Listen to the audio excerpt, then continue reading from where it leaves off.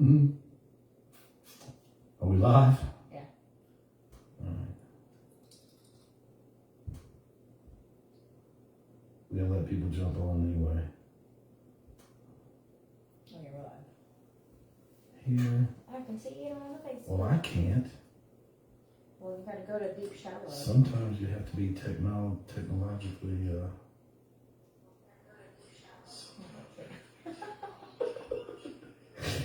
You're all late and shit. Alright.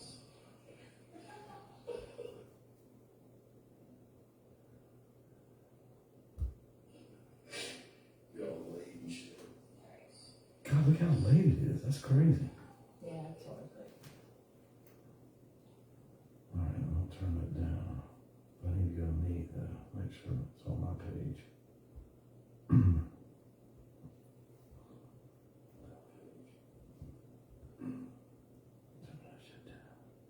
Whoa. With the Bigsby.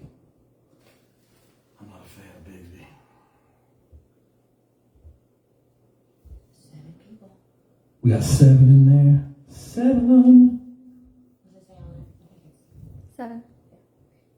Is anybody talking any smack? Not that I can see. Certain ones I'm sure will.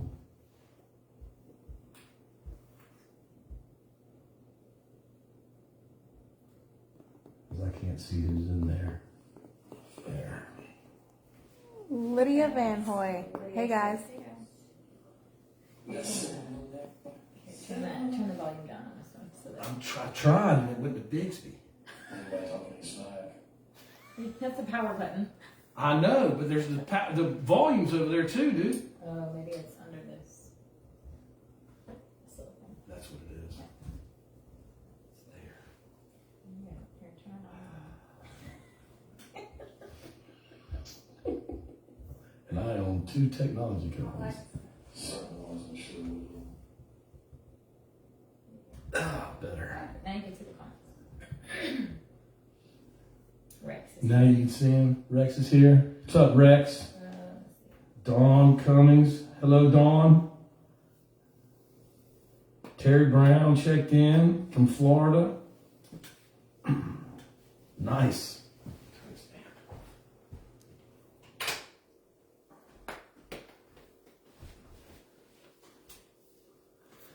Tammy said, dude. Dude. What's up, Tammy? I'm a dude. Dude. She's a dude. It's like way behind on my whole thing over here. Natalie's watching. Whoa. Yay! That's crazy. Hi, Nat. We got some really cool, Hi, fun Shelly. questions to go after, everybody. Sarah's in the house to help us narrate this debate. Oh, I'm waving. They're coming in. Natalie. Do what? I'm waving at Natalie. How do I wave? Like this. I mean,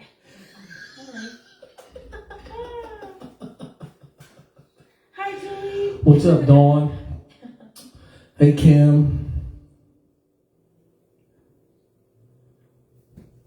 They're starting to pile in here now that we're live.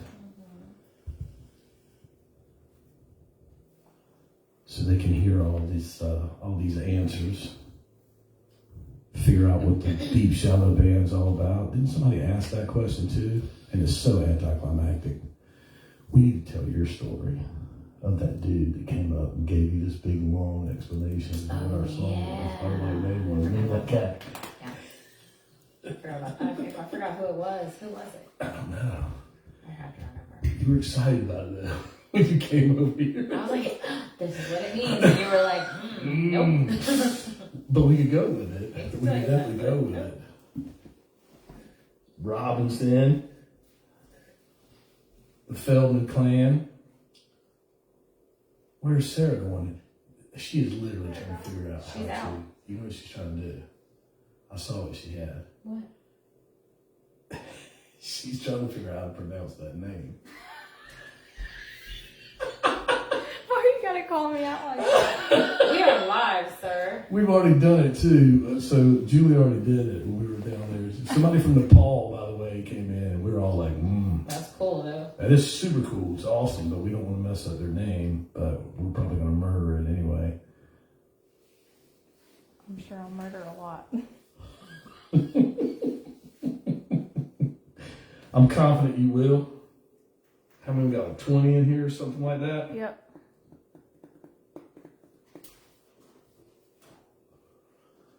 Which one is the start one? The one that,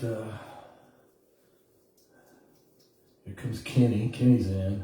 It means him and Danielle, they're part of the pond. They're in the pond.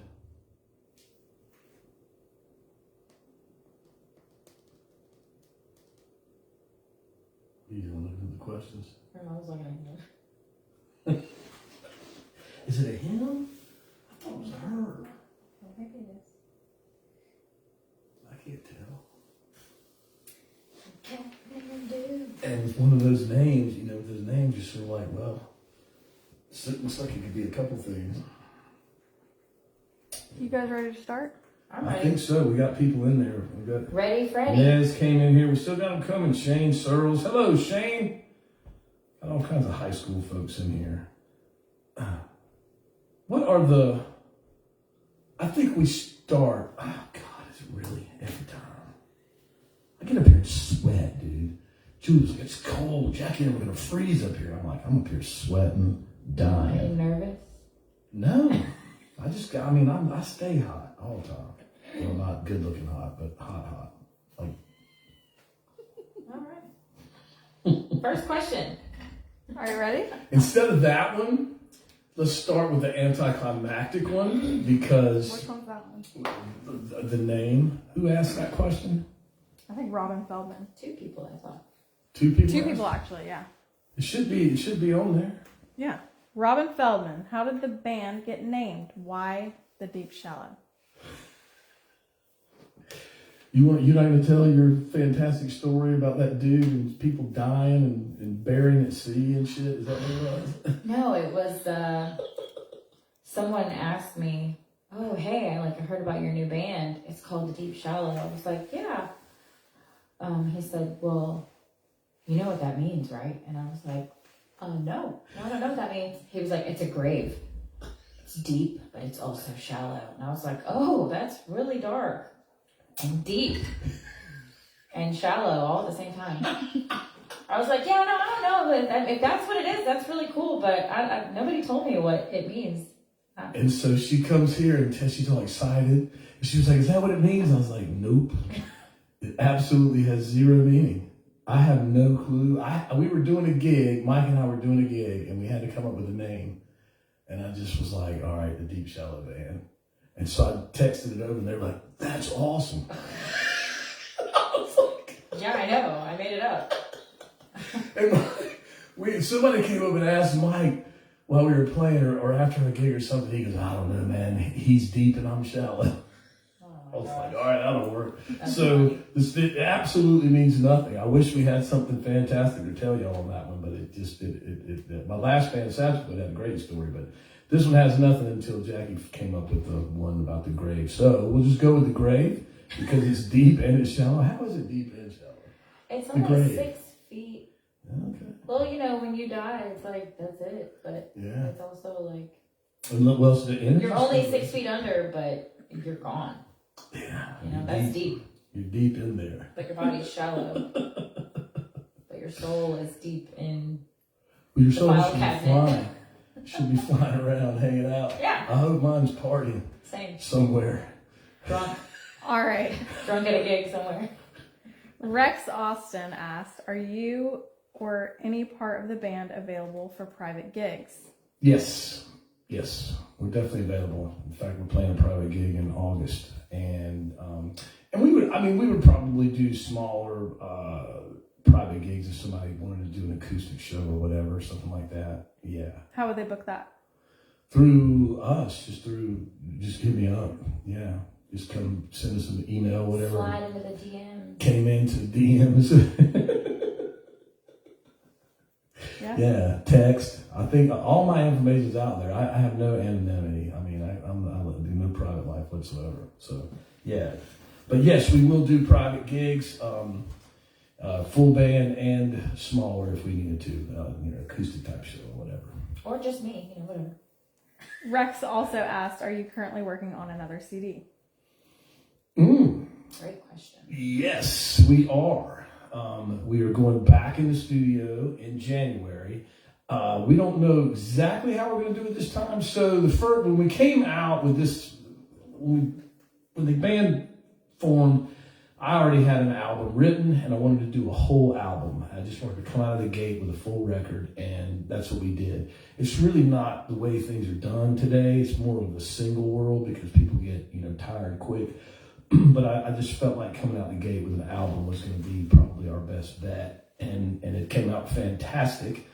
It worked awesome. But yes, we were going back in the studio, and we have to because Jackie is now writing. So she's pumped up about putting her songs out there, which we are as well, because she came in as mostly backup with us, but with that powerful voice, we want to put her more in the front. So we're kind of writing more towards that and putting me more in the background. So I'm getting hidden. No, and I assure you, there's no hiding, Rusty. They're trying to put me away. They're trying to stick me in the back. I'll end up behind the drums eventually with no mic. Just slowly work your way behind off the Get him stage. back there. Get him back there. You know what? I'll just run sound today. Yeah. You guys handle it. Yeah.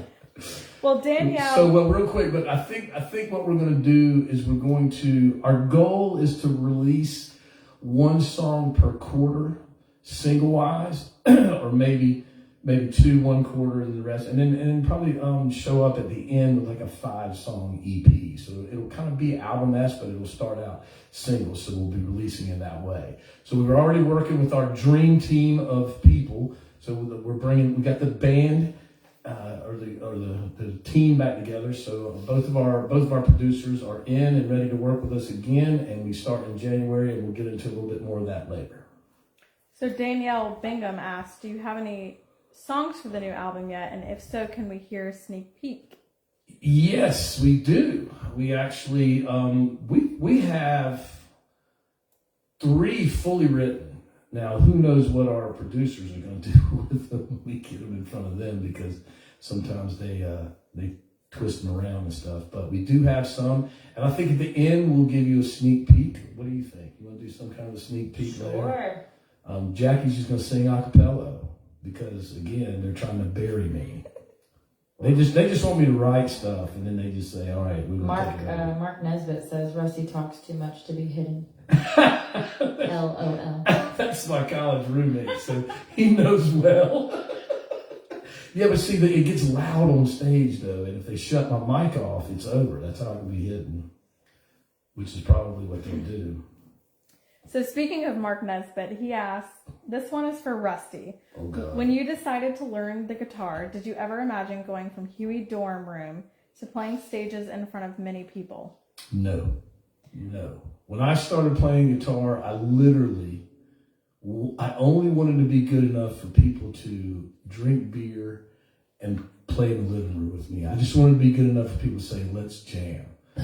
And that was it. As far as I wanted to go, I had no idea. I played drums in 6th, 7th, and 8th grade. So, I had a musical background in that sense from a rhythm aspect, but I had no idea it was going to go this far. I had no idea it was going to get where it got. I had no clue. And then I didn't know I could write. I didn't know any of that stuff. I sang in high school plays. When you're a jet all the way. But yeah, no, I had no clue. I've been blessed. It's been amazing. But I've surrounded myself with way more talented people than me, which has allowed me to get farther than I ever thought I could get. So this wasn't all me by any means. Mark also asked, do you have a certain level that you hope to get to, or are you just content with sharing your craft? I think I would be content with sharing my craft, but I definitely want to tour again. I want to start with touring the Southeast and move out for sure. Jackie? Yeah, sounds great. That's it. You don't want to play anything He said that bigger? question was for Rusty. So you don't want to play anything bigger than what we're doing? Of course I do. I mean, when I was a kid, I wanted to be on the Grammys. Like, that was I thought that was like, oh, you made it. You're performing on the Grammys. But, now I'm just like, I'm happy to be on stage with my friends. Honestly, like, anywhere I can just play music I'm happy. I Yeah. don't care where I am.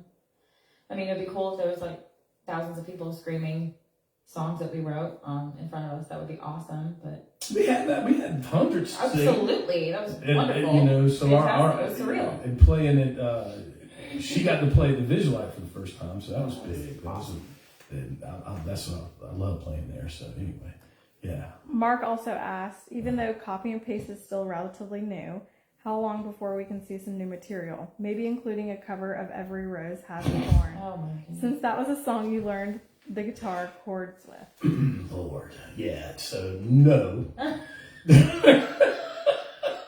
There will be no Every Rose Has a Thorn. Although Julie makes me play that damn song all the time. Yeah, isn't that cheesy? I mean, that's the worst song. And there are roses without thorns, by the way. So that's. You might see this. You better watch it. Yeah, that's right. Well, I mean, that's all right. I know.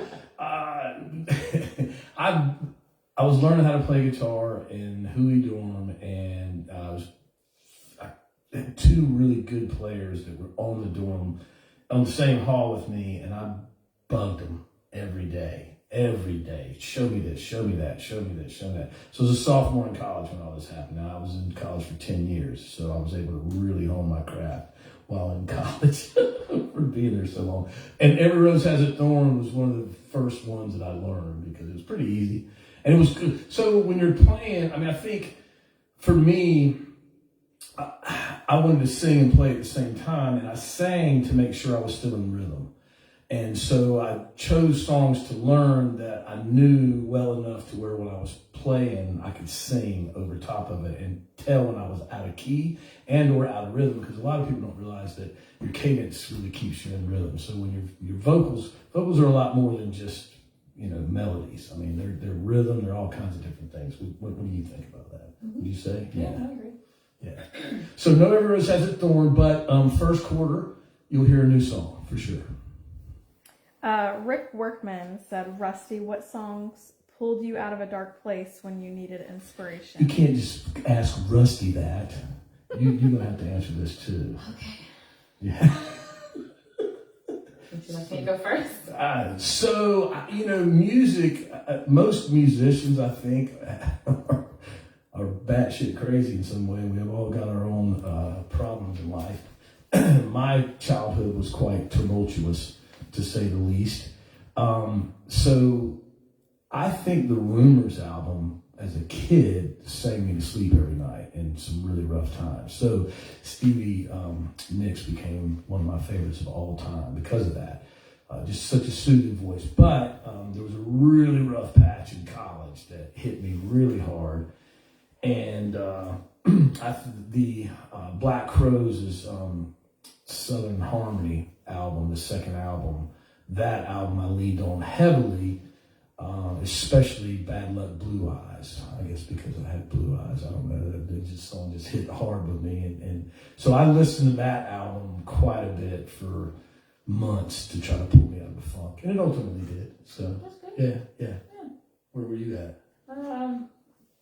She's happy. She's never upset. I mean, I feel like the only time I was really in any kind of funk was always, when you're like an angsty teen and you're like, I hate the world, I'm so mad at everybody. But growing up, I was born in 88, so I didn't get to hear, all the cool albums when they were being released back in the 70s and 80s. But still growing up in the 90s, I had a lot of grunge that I listened to, and I liked some pop stuff. Like Christina just took the reins when I was a kid, and I wanted to sing every single song that she put out. And I learned all her stuff, and I would ask my mom, like, will you listen to me sing this song by Christina? And she's like, okay. But I was too embarrassed to sing in front of her, so I would hide behind the couch and sing to her so I could get it out, because I was still trying to figure out, my talent and how to process emotions, and singing was always just a way to do that for me. But as an adult, I feel like Incubus is one of my favorite bands. Yeah. And a lot of their albums have pulled me through some stuff. So I'll give it to Brandon Boyd. Appreciate you, buddy. Nice. His lyrics always have spoken to me. So kind of similar, Anna Womack, who or what has inspired you the most pertaining to music? I don't know if you kind of already She answered probably that. did there with that one. What do you think? Also Etta James. Yeah. I love jazz. If I Yeah. could just like sit on a piano for the rest of my life and sing in a jazz club, I would be happy. Would you have your legs crossed like this? Yeah, or just like laying on my side with one of those super long cigarettes It's bad for your voice. and the old microphones. Martini? Yeah. Yeah. Yes. Nice. Dirty, just straight dirty, or would you have to get some kind of Just fancy a frou-frou touch. one? Just a touch. Maybe a blue cheese olive. Okay, blue cheese. God. Garlic I can handle. Jalapeno, maybe. I don't know. Blue cheese. I can't Sure. handle that shit. How about you? All of the Southern rock back in the 70s, the Allman Brothers were probably the first one to really. I mean, my first album was Casey and the Sunshine Band. So I liked that whole funk groove, and then I sort of tied it all in with the Allman Brothers and Leonard Skinner, Doobie Brothers. Fleetwood Mac was big for me. And then as I got older, the 80s rock came. I probably think more about the 80s rock now than I did then. For whatever reason, I didn't like it. I was like mad at it because I was like, I'm not a huge fan. Eddie Van Halen, even though I don't play like him at all in any way, I mean, he's still an inspiration to me. I still think he's the most innovative and, the greatest of all time. But Stevie Ray Vaughan, when I first heard Stevie, that took me somewhere that for years and still does. And anytime I think he owned his guitar, man, like nobody else. I mean, the way he played the rhythm, he was so passionate. So seeing that passion, that love, that honesty that came out of his guitar was just unreal. And then the Crows. The Crows are a huge, huge influence of mine. I probably play more like the Crows than I do any of those other bands, actually. I don't know what it was about those cats, but they really, really became a major influence. So, Allman Brothers first, probably. The other guys back in that little world, and then, Stevie, Eddie, and then the Crows. Okay. Terrell Moore asked, who's the most well-known musician anyone in the band has played with, and who would y'all love to play with the most? Musicians singularly? We opened up for the Hootie and the Blowfish, Dave Matthews Band. Those were pretty well known. Edwin McCain, but I think the most inspirational and the most renowned guitar player was Jimmy Herring from the Aquarium Rescue Unit, and now plays with Widespread. That blew my mind. He tours with all the greats, and when he goes on tour, all the great, by the time they get out to LA, every great guitar player in the world is at that show. Everybody wants to see Jimmy play, like all the rock stars, like all of them. And Jimmy's a friend of mine, actually. He's from Fayetteville, although when he was touring with the Aquarium Rescue Unit, everywhere they would go, Colonel Bruce would say he was from that town. And I can't tell you how many people. Yeah, Colonel, he just didn't like the media, so he'd be like, "Your very own from Winston-Salem, North Carolina, everybody, Jimmy Herring." And then people come up and be like, he was dating my sister's mother's cousins, and they went to this school. And I'm like, no, dude, he's from Fayetteville, bro. Trust me. He went to school for real. His dad was a Superior Court judge. He's from Fayetteville, man, I swear. But I think that was probably and I've played with Jimmy more than once. Rob Baracco, who has played with Rat Dog in them, I got to play with him. So Derek Trucks gave me the slide that I have. So I've rubbed some shoulders and some elbows with some fame. How about you? I touched Cyndi Lauper one time, but she's badass though. yeah, I didn't sing with her. I was 11, so my first concert. In this town, Jackie's the most famous one I've ever played. No, Her and Mike. God. No way. That gig we played, they didn't care nothing about me. It was Mike and Jackie the whole time. That's too funny. Cody Campbell asked, For Rusty Stevens, what would be your ultimate venue of choice to perform at with the Deep Shallow Band? Red Rocks. All day, any day, every day. No other questions. What about you, Jackie? Oh, well, 100% agree. Yeah. I could retire after that. I think that would be the pinnacle. I've stood on stage. That place is special. I don't know if you have not been to Red Rocks, you could go watch one of those little toy monkeys that used to clap or play the cymbals. You can watch them for 3 hours and leave going, "It's the best show I've ever seen." You know, Agree. Yeah. It's a religious experience. Yeah. I've been to Red Rocks about I saw 10 Incubus times. there. Yeah, that's My right. boyfriend and I went to see Incubus. It was Yeah. our bucket list trip. And that was... Pretty special. I saw the Allman Brothers multiple times, the Crows. I got to see Jackson Brown there, which, man, it's hard to get a Jackson Brown show. I saw Susan Tedeschi before anybody knew who she was. I saw, let's see, who else? I saw the Crows twice. I saw the Crows there. The Allman Brothers. I got to see Greg and Lauren play an hour and 15-minute acoustic show in the middle of the damn Allman Brothers concert. And I mean, my face melted off at that one, and I wasn't even tripping. That's cool. It was awesome. So there, yes, Red Rocks all day. Cody also asks, as well as what has been your favorite venue performed at so far with the band? With this band, the Visualite, but the Visualite's still always been one of my favorite. I think Satchelfoot, when we were touring, the Cotton Club in Atlanta was hot, and but Ziggy's was always special. The old Ziggy's was something really special, man. I mean, playing that stage, and everybody played that stage, and we would headline that and almost sell it out, you know, back then, or in some cases there was no other, but Ziggy's was I would say it was probably most memories from Ziggy's. But now I think the Visualite. I played the Double Door, man. That was pretty. I played it a bunch. You know, the Double Door was pretty famous from a blues club. You know, so that's what I would say. What about you? What's your favorite? Visualite. Yeah. For sure. Tell your story.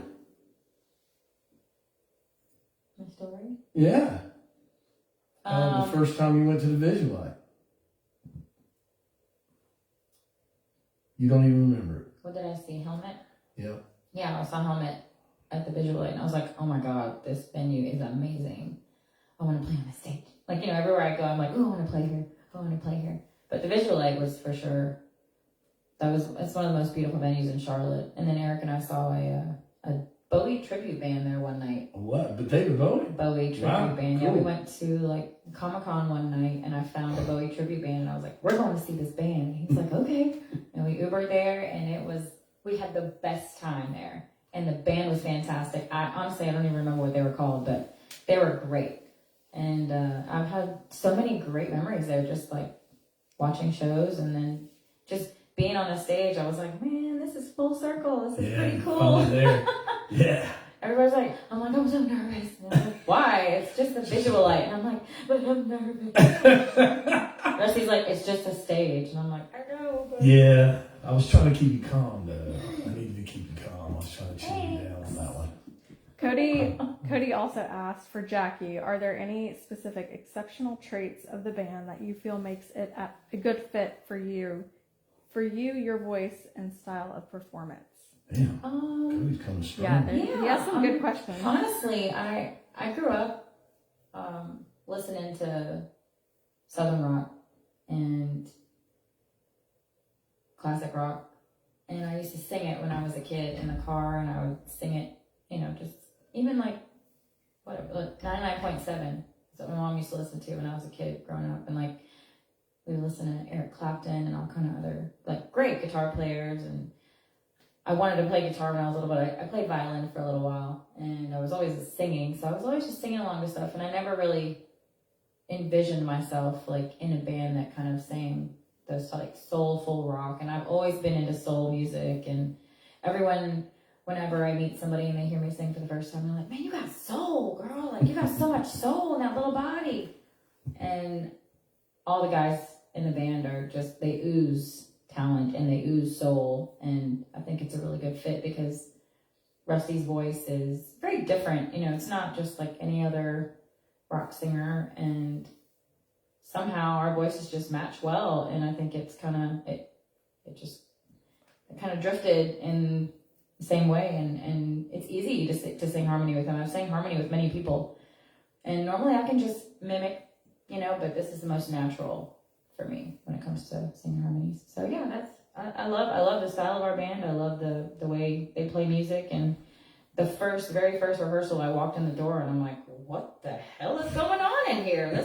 Y'all are just way too talented for me. But being able to fit in and just jump right in, it's just kind of like, well, maybe I'm pretty cool too. Yeah.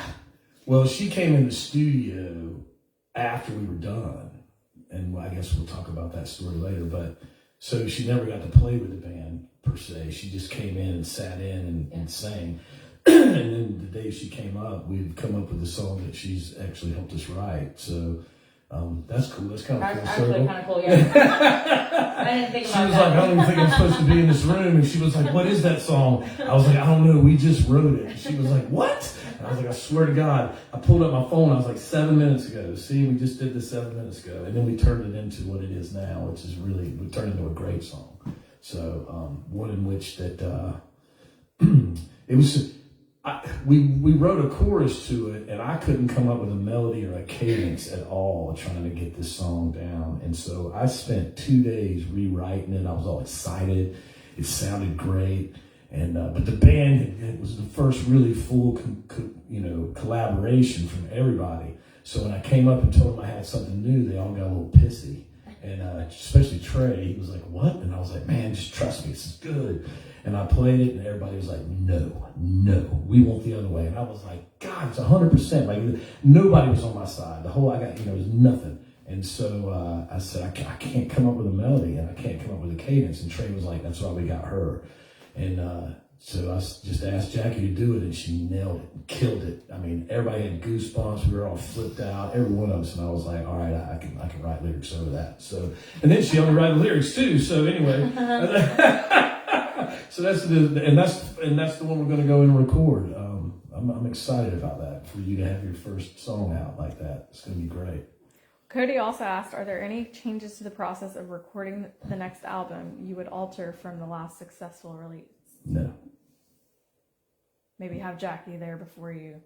Yeah. We're not bringing her in after the fact this time. This time we're all going to start. No, I'll just show up at the end like I always do. Just clean up, just late. clean She's up. always late, showing up at the end.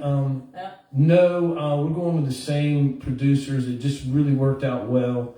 The two producers were, Mike Mitchley and I had been talking forever about it. And then when we brought in Scavone, that just was the icing on the cake. Those two had never worked together before, although they knew each other and had been in bands together and played on different stages together. And we all knew each other. And in fact, Scavone was like, I opened for you, Rusty, when you were in Satchel Foot. And I didn't remember any of it. I was like, well, the days are hazy, brother. That's all I can tell you on that one. But it just worked out well. We all worked well together. Everybody in the band is open-minded to listen to some really good producers, kind of change things, because when you write something, it becomes your baby. And then when someone tells you, it'll be better this way, that's a hard pill to swallow. But we were able to do it, and Copy and Paste came out so great. We were actually going to have multiple singers on the album. Scavone was going to sing on the album, and we had we were going to stack. I mean, they were thinking all these big things, and then after Jackie and I finished all the vocals, they were like, "Nah, we're not putting anybody else on this record." Which I thought was awesome. They were like, "You two are way too good together, so we're not doing that." And I thought that was nice. So yeah, we're not changing a thing. We're going in the same studio, same guys. Right now, there's no reason to fix something that's not broken, for sure. So where the hell did you find Jackie? Oh. That's all you. All right. I don't want anybody to feel sorry for her or feel bad, because it's all changed. She's better. She's in a better spot. We were going to a gig. It was raining and cold, and she was hitchhiking. Holes in her jeans, wet like a rat. Car had broken down. It was terrible. She had no money. She was hungry. I couldn't believe how hungry she was. Starving. We pulled over, got her in the car because we felt so bad for her, and she said, I don't have any money, but I can sing.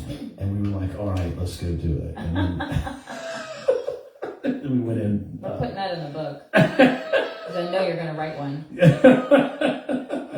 No, man, I stalked her on Facebook because I knew her boyfriend, Eric, and Eric's sister would always put her on Facebook singing because she also plays with Eric in a band and other bands as well. And I think Creep was the first thing that really blew my mind. And I couldn't. She just never missed a note. She was never pitchy. She was never out of key. She was never out of tune. Nothing. All rhythm. Everything was perfect. And I was like, who is this chick, man? So I finally, when I decided we were going to ultimately do this, I ran into Eric in a little town, Albemarle, at a restaurant, 5 Points, I think it was. He hit me in the back, and I was like, what's up? What are you doing here? He's like, I never seen my mom or whatever. And I was like, man, it's Jackie here.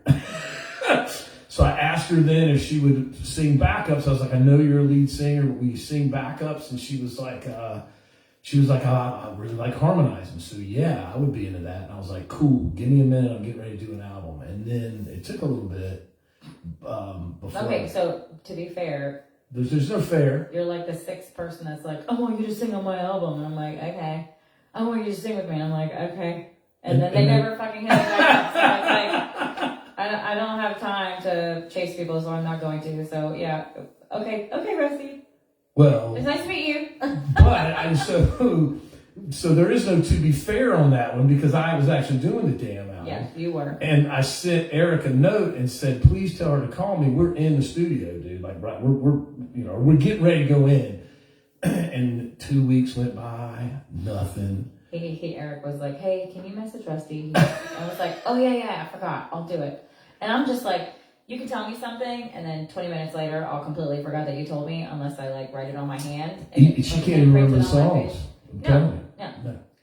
So Eric again, like a week later, he's like, did you call Rusty? And I'm like, no. And he's like, okay, well, did you pay my lawnmower guy? Because I also sell his landscaper. And I'm like, oh no, I gotta do that. So he's like, dude, I give you 2 things. All you gotta do is text Rusty and pay his Tony, and that's it. And I'm like, okay, I'm doing it right now. So then I shot Rusty this like, I'm so sorry, I suck at texting people.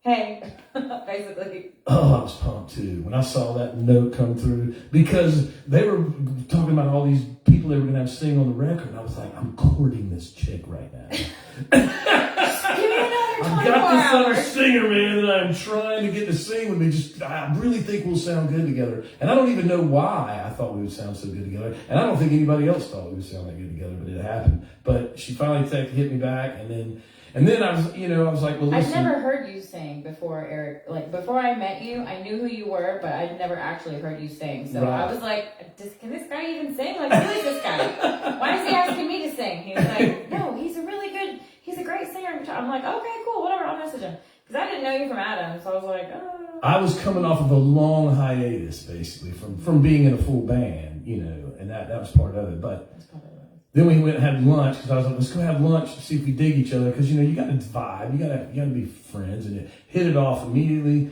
And then I was like, well, let's go to the studio. I'm cutting my vocals.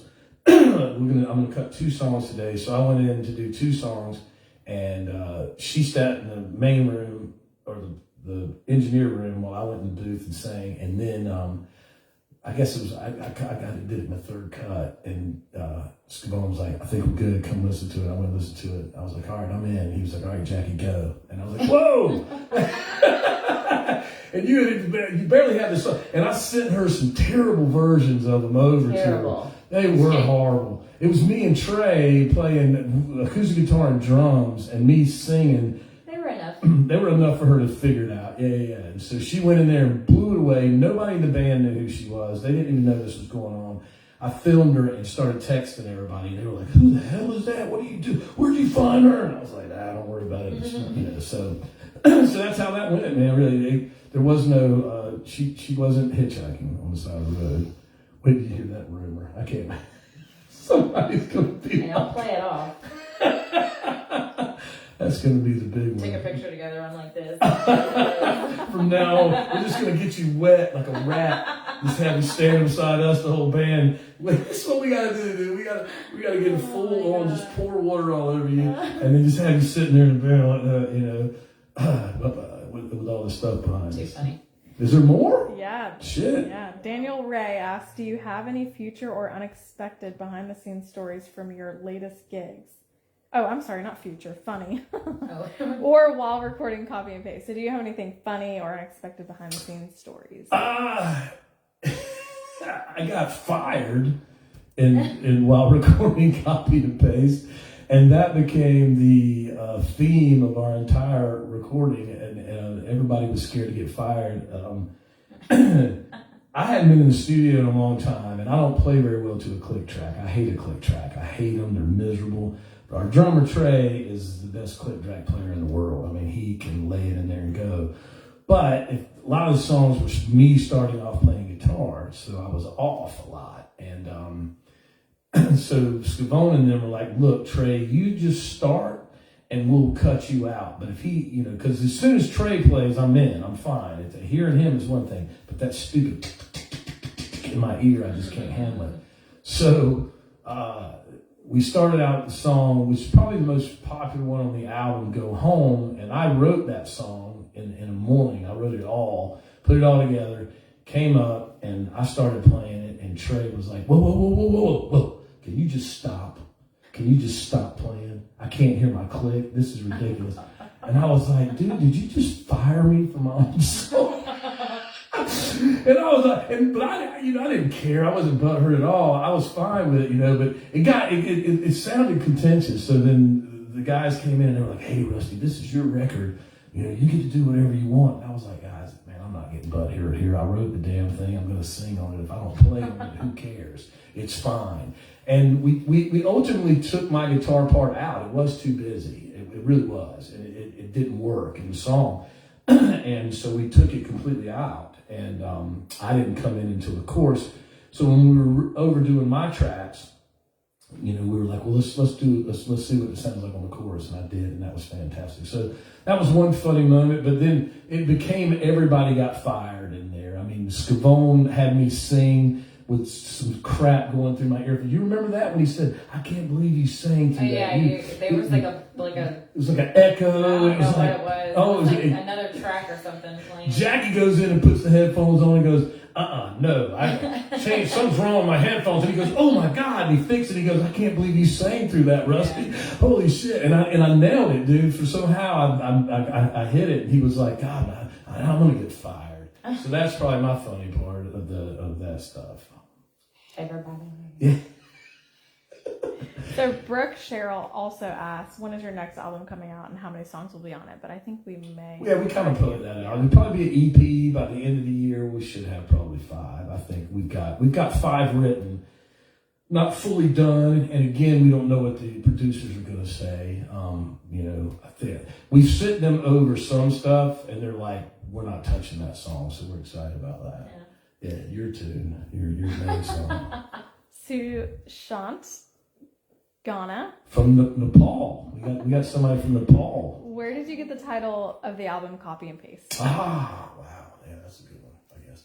So I wanted to blog about all of this and kind of get a story out there and try to get some, because we were just coming out of nowhere. I mean, I put this band together and had no clue. We played one gig and I was like, we're going to the damn studio.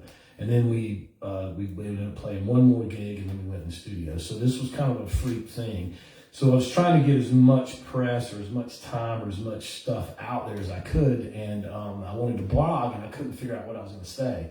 And we were, it was kind of like from analog to digital or whatever, because it was sort of like a, at the end of the day, it was taking guys from the 90s and early 2000s that really hit it fairly big, and then them coming out of nowhere after all these years of not playing again, because Trey was on 7 albums and signed to a couple of deals and toured the United States. We toured the Southeast, so it was lots of there's a lot of stuff going on with us back then. But we weren't the most rehearsed band when we came in there. I mean, we were as rehearsed as we could get in the time that we had.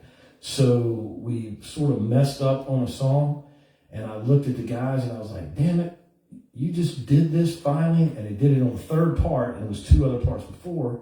And I said, I looked at Scavone and I was like, well, are we going to have to punch back in, which means completely go back in and play in that one section? He goes, nah, copy and paste, baby. And we all started laughing, and he sat down and he moved it over really quick and took the good and put it in the other 2. Now, that's not what we did on the whole album. And our bass player was like, I don't like calling it this because we didn't copy and paste this damn album. We played the whole thing. We really did.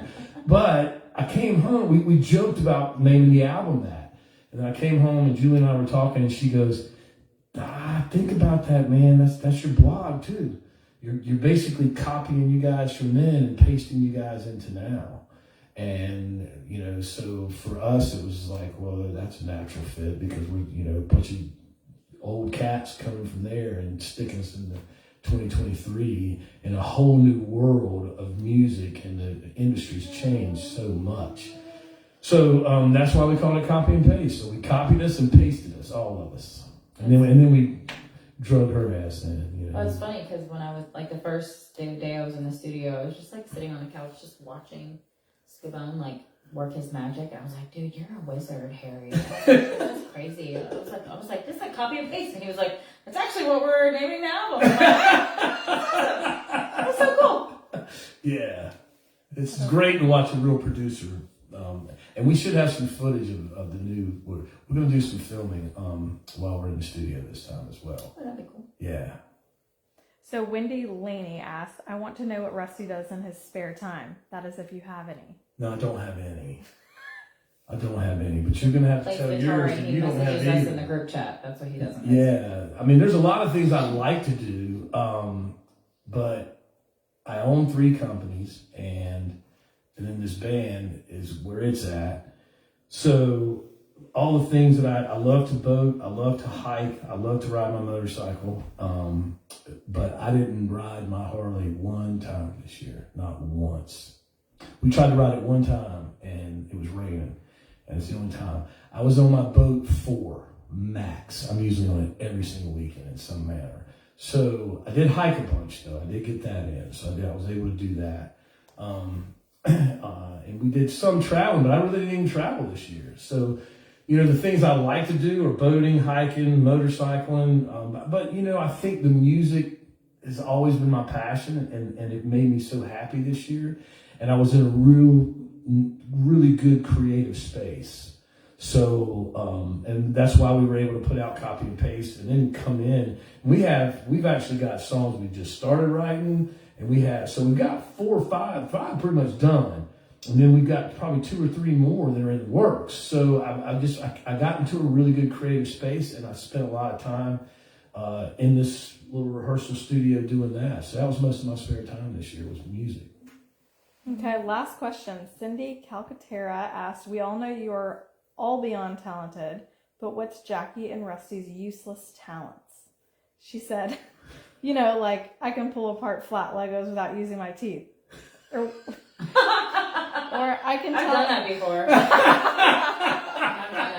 My son is 15, so I've gone through a lot of Legos. I can tell what a vehicle is just by looking at the headlights. So what's your useless I can talent? also do that too sometimes. Oh, man.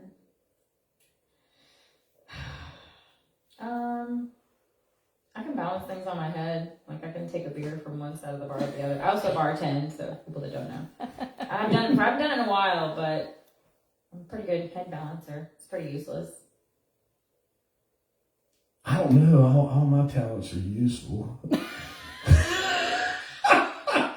They probably started out useless, and then they turned into something decent. I don't really have anything like that. I mean, I don't know. We all know I talk a lot, but that's pretty useful. Losing your socks? I don't know. I don't lose my socks. I don't lose my socks. They get gone, and then my kids end up with them. I wash all my own clothes. My clothes they go from my feet into one place. So somebody. No. Well, yeah, I keep them together. That's. I'm one of the few that can keep socks together. Okay. That's fine. That's a useless talent. I mean, I don't know. I cooked for years, so I'm pretty good at that, but that's not useful. So, I mean, I don't know. I do that. I've worked on cars, so, I mean, I know a lot about cars. I mean, I used to do that, but, you know, I don't know. Got a good memory, but that's still not useless. And I have tried to kill my brain cells. Big time. I have gone way out of my way to kill my brain cells. But I don't know. I don't really have anything useless. I found a way for them to be usable. Now, do we want to draw first, or do we want to Do a sneak peek. do a sneak peek? What do you want? Listen, Ned, What does the 8 ball Rusty's talent is talking, and he has the ability to talk and carry on a conversation with anybody. But that's not useless, man. That's fantastic. Jackie, do it. Do what? Yeah, take a bottle and put it on your head. Are people asking any more questions? I didn't see any. Let me see.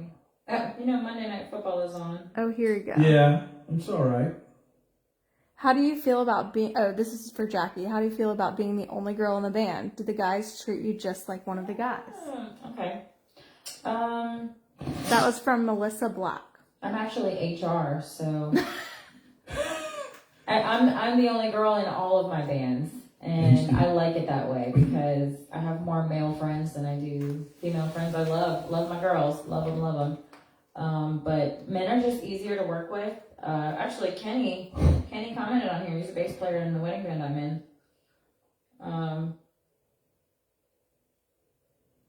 Yeah, I mistakenly gave her the job of human I resources. think I'm actually worse than the guys. She's worse. I'm worse.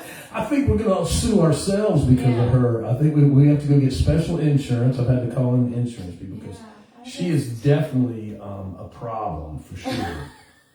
I worry. No, I don't mind it, honestly. I think it's fun kind of being the only girl because, you know, we can all bounce ideas off and I can get different perspectives and they can get my perspective if they want it. So I have a question from Terry Brown about my Takamine. Yeah, I didn't come about it at all, man. It's not that special of a guitar. It's a $600 guitar that I've probably spent $2,000 to get it set the way I want it set. sounds about right. But I think that's most guitar players are like that. And I've always thought a Takamine had a really good dual purpose sound. So it's boomy without being plugged in, and it sounds really good plugged in. It's not the best of any of the worlds, but when you set it up right, man, most people that play my top think it's fantastic. They really do. So it's so that's the story on that. It's just a $600 guitar, nothing there. I guess Melissa asked you your question. You find anything else in there? Any more questions for anybody? They're just waiting to hear a little something. Are they really? Yeah. Shover's talking about Monday Night Football. Yeah. We'll just Well, sing a at least we Monday know Night it's not- Football song. At least we know it's not Panthers. Wait, I don't know which one's which. I think What's that's that? Sunday. That's Sunday night, isn't it? I don't remember what. Is Carrie Underwood Monday night? Figure out which one's But which. Faith Hill is Monday night, right? Okay. I don't remember. I haven't watched Monday Night Football in a while. All right, so they want a sneak peek. My team is losing. I know which one you want to do. So, the one, so we know, some of y'all probably heard this one.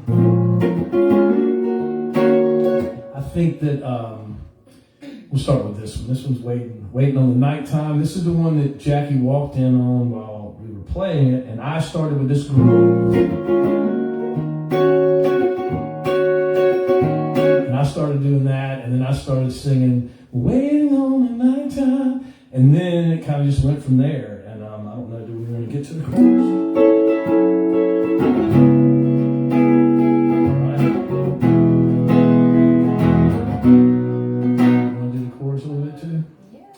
Get there. All right, so we'll do that. We'll go one verse, one chorus, and then Did we change the lyrics of the chorus? Did we change the lyrics of the chorus? Hold on. Don't you hear it? This goes on that song. Not hear me, don't you hear You it? hear it, yeah. Yeah. I've heard some crazy stuff about what this song is about. Somebody tried to get it political once. I was like, no. We don't do political in this one. Not at all.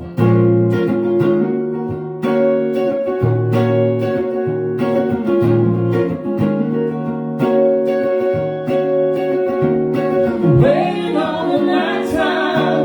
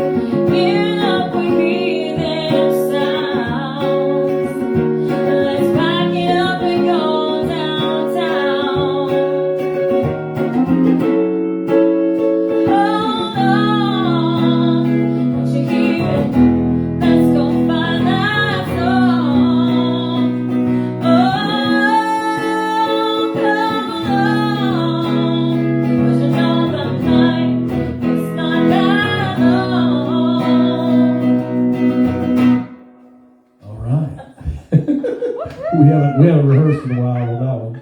So that was pretty good though. You nailed it. We have something that we just started working on, and I think we have 2 that are done, but this one that we just started working on, I stayed home one weekend and did nothing, and I couldn't get music out of my head. So we don't really know exactly what we're calling this one yet, but we'll do. Let's see.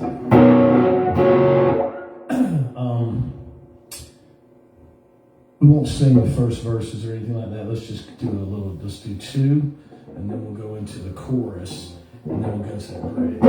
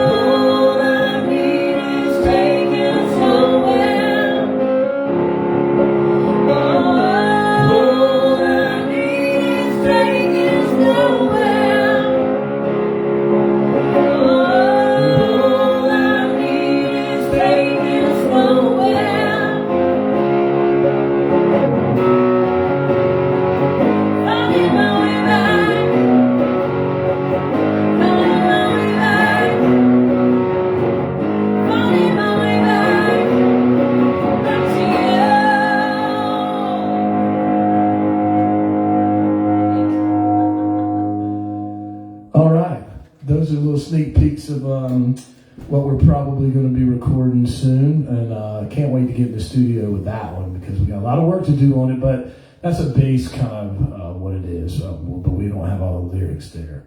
So, so Tammy said, I saw Rusty in West Side Story at Western Hornet. Oh my gosh, that's awesome. One day we need to do, so I will say this, I want to do, how I got doing that. What do you call it when you go up and do your audition? I auditioned with Wise Men Say, and I did it. Not what's it called? Wise men say only fools Can't help falling. Yes, can't fall in love. Yeah. Because I can't help. But I heard a kick-ass version of it the other day, and I thought we could pull that off one day, so that'd be fun. Maybe we'll hit that with you one time. But shoot it over. is there any more questions or anything like that? I think I saw a couple. Hi, Eric. Is Avrik in there? Avrik. Ever got a slide from anyone famous? Oh, wait. You said you did. Yes. Yeah. Yeah. Derek Truck, still have it. That's the holy grail of What's slides. a cover song you've had to play that you like the least and would rather not play again? Oh, I don't want to say that because it might hurt somebody's feelings. There's other bands out there, but I don't know. What about you? You have one? I don't think I've ever had to play anything I didn't like. I'll play the fifth on that one. Yeah. I mean, I was, so luckily enough, I was always, kind of the leader, so I got to choose. So I normally picked and chose. Now, there was some that we didn't do very good at that we gave it hell, but other than that. I mean, like, sometimes you get burned out singing the same songs if you're in a cover band, which I am, but at the end of the day, I love all the songs I sing. I've never really been annoyed by a cover song. Now, some people, they request, like, Freebird. Yeah, but you don't do that one. And you just, I refuse to. Yeah, I don't think you do that. But there's some songs that I just don't think, regardless, and I mean, I love Freebird. I just, it's just not, but there's some things that I just think are untouchable. There's just some songs you don't mess with. Yeah, Freebird is I one agree of with them. that. I don't know in the world that, and Tammy asked me that question, so she probably knows the answer. Tammy's on here. Tammy's our editor. She edits all our stuff, and she knows more about rock and roll than any human being on the planet. I don't know anybody knows more about rock, but she and I used to sit and hang out and listen and jam, especially when Stevie came out. I'd come home from college, she would come up there. She ultimately moved to Boone, so anyway, thank you, Tammy, for hanging out. And I'm trying to think, she probably knows. I think we did Big Fat Funky Booty one time, and we sucked at it from the Spin Doctors. That was one that you ever heard that song? She got a big fat funky booty. Probably on the radio once. I do like the Spin Doctors though. All right. I liked them. We got to pick a lucky winner. I'll let Jackie pick them. Oh, okay. Bring it on in here. It's got a little smiley face on it. For a signed CD and a t-shirt. Signed CD and a t-shirt. Maybe that CD will get famous one day. You read it. Wendy Lane. She's already got some though from the Oh, store. another one? That's all right. No. We'll give it to her. She'll be fine with that. She can auction them off. Wendy Lane owns Gift it to a Project friend for Paul's. Christmas. Speaking of Wendy, if you guys get a chance, go check out her Facebook page, Project Paul. She owns the best rescue on the planet. I've helped her so many times. Love that. She's amazing, and I can't thank you enough for all you do for these animals, Wendy. So Wendy wins. Boom. She gets another one. Cheers, Wendy. I think that's now it, bounce it guys. on your head. Walk off. Walk away with it. Yeah, This is my exit. there it goes. Peace out. Jackie's exit. Thank you, everybody, for listening, man. I hope you had some fun. I hope you learned some stuff, maybe, and I hope it was, also fun, more than anything fun. To try to get to know us a little bit. It's a really fun band. Everybody in this band really cares about each other and likes each other, believe it or not. Maybe we should hate each other and then we can write better songs. I don't know, but anyway. But we'll see you guys soon. February 9th at the Visualite is our next full gig, and Jason Scavone will be playing with us there. Our producer, how cool is that? Yeah, and he's gonna sing with us. Ah. He's gonna come on stage and sing. So we don't know what yet. So Jason's gonna get up and play with us, and then we got Maythorn playing with us, opening up the show for us. So it'll be 3 bands that night. February 9th, Visualite. Very cool. Thanks, Rusty and Jackie. See you guys.